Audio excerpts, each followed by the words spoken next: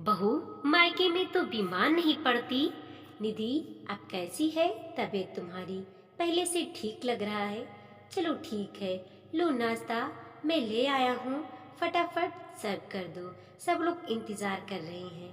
हाँ हाँ, बस अभी करती हूँ।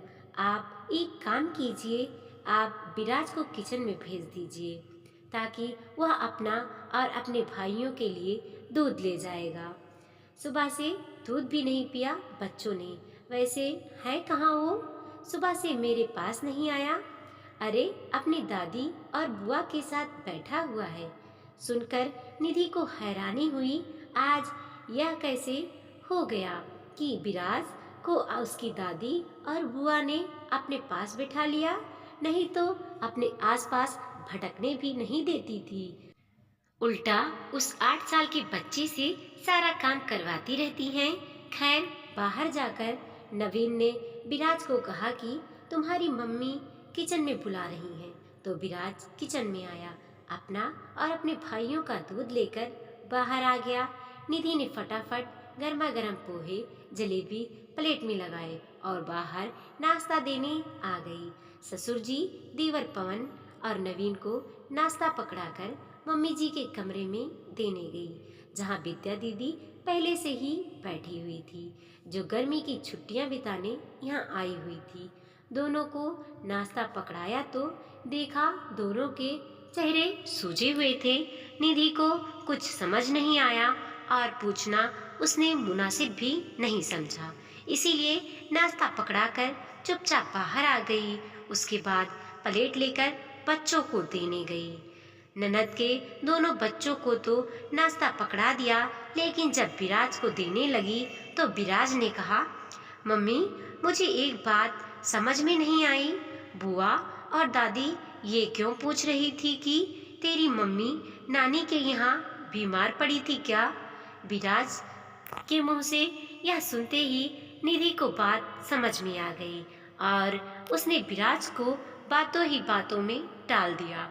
वो तो तुमसे ऐसे ही मजाक कर रहे थे बेटा। तुम भी तो अपनी नानी के घर से काफी दिन बाद आए हो। मम्मी सिर्फ 5-7 दिन ही तो रह पाए नानी के घर। कोई बात नहीं बेटा। पूरी बात सुनकर विराज अपने दोनों भाइयों के साथ खेलने लगा, लेकिन निधि को बहुत बुरा लगा। आखिर एक छोटे से बच्चे से ऐसा पूछने की क्या जरूरत थी? दरअसल अभी 8 दिन पहले ही निधि अपने मायके जाकर आई है। खुद ब खुद नहीं आई, बल्कि उसे बुलाया गया, क्योंकि इधर ननद का प्रोग्राम अचानक से बन गया।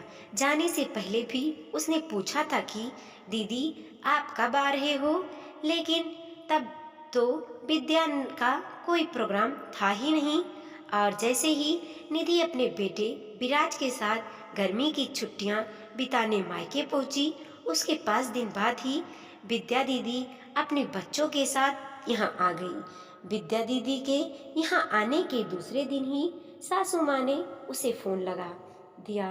बहू, तुम्हारी ननद और दोनों भांजे आए हुए हैं, अब तो आ जाओ। कब तक अपने मायके मौज करती रहोगी?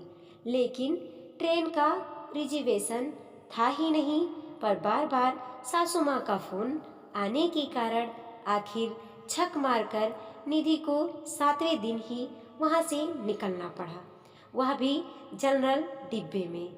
8 घंटे का सफर, ऊपर से भीड़ भाड़ और गर्मी।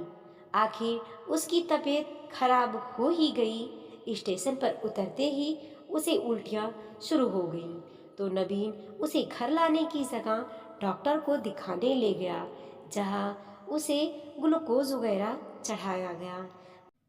घर आते समय नवीन खाना बाहर से ही ले आया, क्योंकि उसे पता था कि उसकी माँ और बहन निधि की मदद नहीं करेंगी, बल्कि वो लोग उसी का इंतजार कर रही होंगी कि निधि आकर खाना बनाएगी। जब घर पहुँचे तो सासू माँ ने पूछा, अरे इतनी देर कैसे लग गई? माँ, निधि की तबीयत खराब हो गई थी, उसे उल्टियाँ हो रही थी, इसीलिए डॉक्टर को दिखाने ले गया था। डॉक्टर ने ग्लूकोज चढ़ा दिया है। जब तबीयत थोड़ी ठीक लगी तो मैं इसे ले आया, लेकिन अब खाना खाना मैं बाहर से ले आया हूँ, आप और दीदी खाना लगा दो। सुनकर ही दोनों सास और ननद का मुंह सूज गया। दोनों रसोई में खाना लगाने के लिए गई तो विद्या ने कह ही दिया, देखा माँ, तुम्हारी बहू को आते ही नाटक शुरू हो गए। अब भाभी की चक्री और करो। अब क्या करूं, मेरी तो किस्मत ही ऐसी है। तू छोड़ उसे, फटाफट खाना लगा। दोनों माँ बेटी ने फटाफट खाना लगाया। घर भर में सबको खाना खिला दिया, लेकिन विराज और निधि को पूछा भी नहीं। वो तो ननद के दोनों बच्चे विराज के बिना खाना खाने बैठे नहीं, इसीलिए विराज उन्हीं के साथ एक ही प्लेट में खाना खाने बैठ गया। पर निधि, उसे तो दोनों माँ बेटी ने पूछा ही नहीं। आखिर नवीन ही उसके लिए खाना लगाकर कमरे में ले गया। खाना खाकर निधि जैसे तैसे जूठी प्लेट रखने रसोई में आई तो वहाँ रसोई में जूठे बर्तन मुंह चिढ़ा रहे थे। हिम्मत कर बर्तन धोने ही लगी थी कि उसके पीछे पीछे नवीन भी आ गया। रहने दो, कल सुबह धो लेंगे, पर तब तक जूठे बर्तन यूं ही पड़े रहेंगे। पड़े हैं तो पड़े रहने दो, पहले अपनी सेहत का ध्यान दो। नवीन की जिद के आगे उसकी एक ना चली और वह अपने कमरे में जाकर सो गई। पीछे से ननद और सास दोनों रसोई चेक करने आई कि बर्तन धोए हैं या नहीं। देखकर सासू माँ ने कहा, देख ले बेटा, मेरी किस्मत, रात के झूठे बर्तन भी यूं ही पड़े हैं। अब क्या हम धोएंगे? रहने दो माँ, सुबह आपने आप धो लेगी। चलो हम भी सोते हैं। आखिर झूठे बर्तन रात तक यूं ही पड़े रहे। सुबह निधि थोड़ा लेट ही उठी। जब उसे अपनी सेहत थोड़ी ठीक लगी तो नहा धोकर पहले रसोई की सफाई करने लगी और बर्तन धोए। इतने में नवीन बाहर जाकर नाश्ता खुद ले आया। खैर, अब खाने की तैयारी भी करनी थी तो निधि अपनी सास के पास पूछने गई, मम्मी जी, खाने में क्या बनाना है, बता दीजिए, मैं खाने की तैयारी कर लूँ। जो तेरी इच्छा हो बना ले, मुझसे क्यों पूछ रही है? क्या हो गया मम्मी जी, आप इस तरह से क्यों बात कर रही हो? तुझे तो मेरी बेटी बिल्कुल नहीं सुहाती, जो यहाँ मायके में भी आकर काम कर रही है। अरे कहीं देखा है क्या, भाभी के होते में ननद काम करती है? ऊपर से कल रात का खाना भी बाहर से आया, सुबह का नाश्ता भी बाहर से आया। मेरी बेटी की ही रोटी तुम लोगों को भारी पड़ रही है?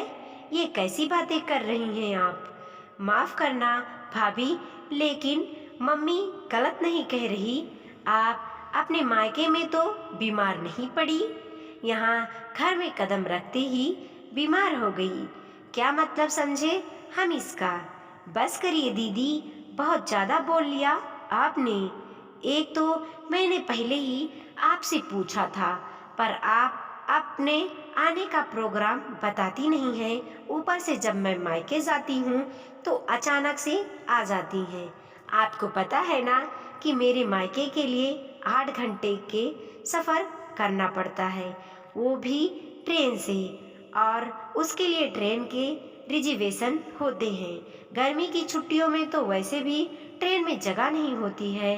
आपके अचानक आने से कितनी दिक्कतों का सामना करके जनरल टिकट पर मुझे आना पड़ा। कितनी भीड़ भाड़ धक्का मुक्की होती है, ऊपर से कई बार बैठने की जगह भी नहीं मिलती। ऐसे में तबीयत बिगड़ेगी तो नहीं तो क्या होगा? और मम्मी जी, आप बताइए, दीदी ने ऐसा कौन सा काम कर दिया? खाना बाहर से आया था, उन्होंने सिर्फ सर्व किया। बर्तन सारे मैं धो रही हूँ। दीदी को और आपको परेशानी ना हो, इसीलिए नवीन जी खाना बाहर से लेकर आए। इसमें भी आपको कमी लग रही है। आइंदा से दीदी जब भी आए तो पहले अपना प्रोग्राम बता दे। इस तरह मैं बीच में नहीं आया करूँगी। शरीर मेरा खराब हो रहा है, बीमार मैं पड़ रही हूँ और ताने भी मैं ही सुन रही हूँ। मुझसे नहीं होता ये सब। निधि यह कहकर वहाँ से चली गई। पास ही कमरे में ससुर जी यह सब बातें सुन रहे थे। वह कमरे में आए और बोले, मिल गई तसल्ली तुम दोनों को? आखिर आज बहू को सामने कर ही लिया तुम लोगों ने। कितनी बार समझाया है कि रबड़ को उतना ही खींचना चाहिए कि वह टूटे नहीं, लेकिन तुम दोनों माँ बेटी समझती नहीं। एक तो बहू परेशान होती हुई तुम्हारे लिए यहाँ तक आई, ऊपर से उसकी तकलीफ को समझने की जगह तुम लोग उसे ही ताना सुनाए जा रहे हो। आज बहू सामने हो चुकी है, अब जो भी बोलना सोच समझ कर बोलना, क्योंकि शर्म और हया का पर्दा एक बार हटता है ना, फिर हट ही जाता है। ससुर जी भी बात बोलकर वहाँ से चले गए। दोनों माँ बेटी एक दूसरे की शक्ल देखती रह गई, लेकिन दोनों से ऐसा भी नहीं हुआ कि बहू से माफ़ी मांग ले। आखिर वो सास और ननद ही क्या जो इतनी आसानी से माफ़ी मांग ले। वीडियो पसंद आया हो तो लाइक कीजिए, कमेंट कीजिए और अपने दोस्तों के साथ ज़रूर शेयर कीजिए। चैनल पे नए हैं तो प्लीज़ सब्सक्राइब कीजिए और देखते रहिए मोटिवेशनल स्टोरी।